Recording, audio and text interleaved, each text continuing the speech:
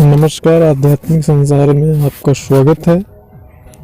हम कुंडलिनी ध्यान योग से संबंधित वीडियो के सीरीज में हमने प्रीवियस वीडियो में ये बताया था कि किस प्रकार हमारी कुंडलिनी किन किन चक्रों पे कैसे कैसे क्या क्या जो है प्रभाव डालती है और किस प्रकार के अनुभव और अनुभूतियाँ हमको आते हैं। और इसी क्रम में ये हमारा वीडियो है जिसमें हम यह प्रयास करेंगे कंठ चक्र संबंधित जानकारी देने की। हमारी कुंडलिनी शक्ति जब हृदय चक्र से कंठ चक्र पे पहुंचती है। अब अगर यहाँ पे कोई ये पूछे कि गुरुजी कंठ चक्र से हृदय चक्र से कंठ चक्र तक पहुंचने में कितना समय लगता है, तो समय का कोई निश्चित नहीं होता है। और हमारा जो सबसे दुष्कर कठिन जो कार्य होता है कुंडलिनी शक्ति द्वारा कंठ चक्र को खोलना। क्यों? क्योंकि जो कंठ चक्र की स्थिति है, कंठ चक्र के बाद की जो स्थिति है वह कारण शरीर का होता है, यानी सूक्ष्म जगत की परिसीमा और कारण शरीर का प्रारंभ हमारे कंठ चक्र से होता है। इसलिए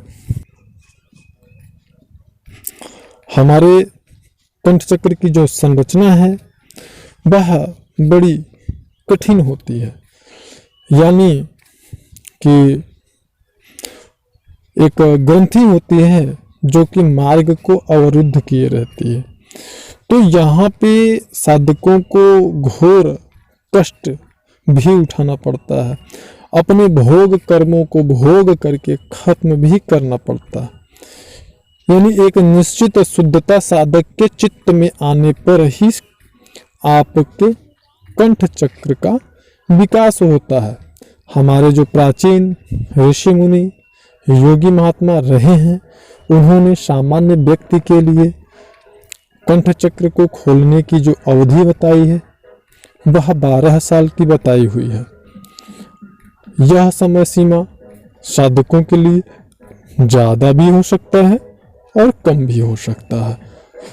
कंठ चक्र पे कई प्रकार की सिद्धियां भी साधक को प्राप्त होती हैं।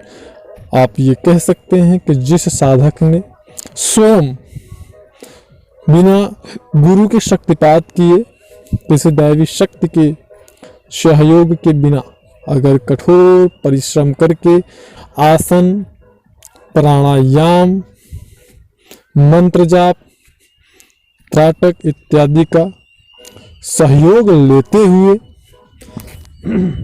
कठोर संयम यम नियम का पालन करते हुए अगर जिस भी साधक ने अपने कंठ चक्र को स्वयं के प्रयास अभ्यास से खोल लिया, तो आप ये कह सकते हैं कि वह महारथी हो जाता है।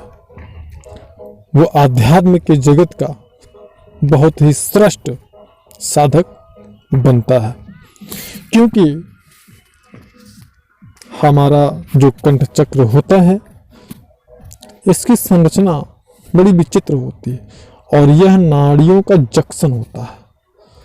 और यहाँ पे जो ग्रंथि होती है वह मार्ग को रोक के रहती है।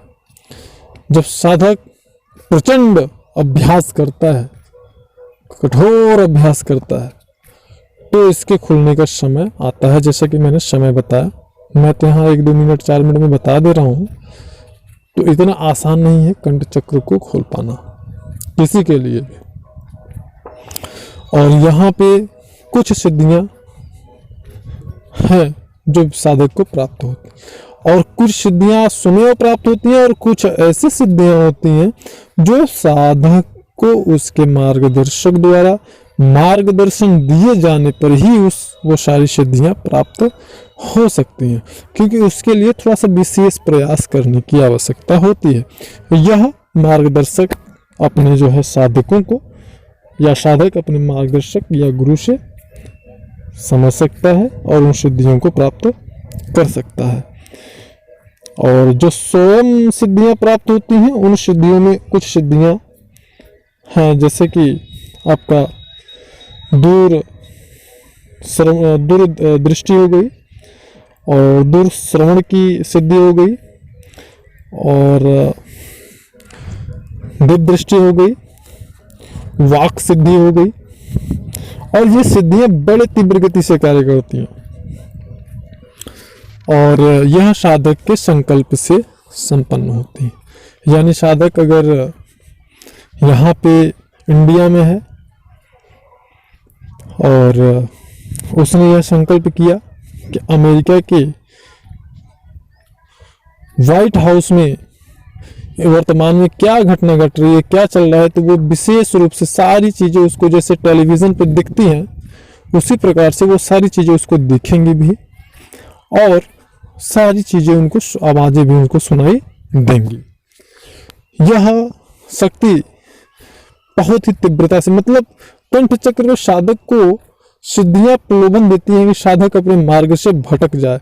और यहाँ पे बहुत सारे साधक भटक भी जाते हैं, यश सम्मान मान प्रतिष्ठा धन आदि के चक्कर में वह साधना को ही भूल जाते हैं। और एक समय तक ही, एक चीज़ ये भी है कि हमने अपने प्रीवियस वीडियो में बताया कि सिद्धियां कब तक साथ देती हैं, या सिद्धियां योग बल पे कैसे कार्य करती हैं। तो जब साधक भटक जाता है तो ये सिद्धियां काम करती हैं योग बल पे, और जब योग बल से धीरे धीरे कम होता जाता है तो फिर एक दिन ये सिद्धियां साथ छोड़ देती हैं और साधक पतन को प्राप्त होता है, क्योंकि फिर वो ना इधर के रहता है ना उधर के रहता है। तो इन सिद्धियों के प्रलोभन से बचना चाहिए। और विशेष जानकारी हम कंठ चक्र के आगे के चक्रों के बारे में जानकारी हम देंगे अपने आने वाली वीडियो में। वीडियो को मिस ना करें। जानकारी अच्छी लगी तो लाइक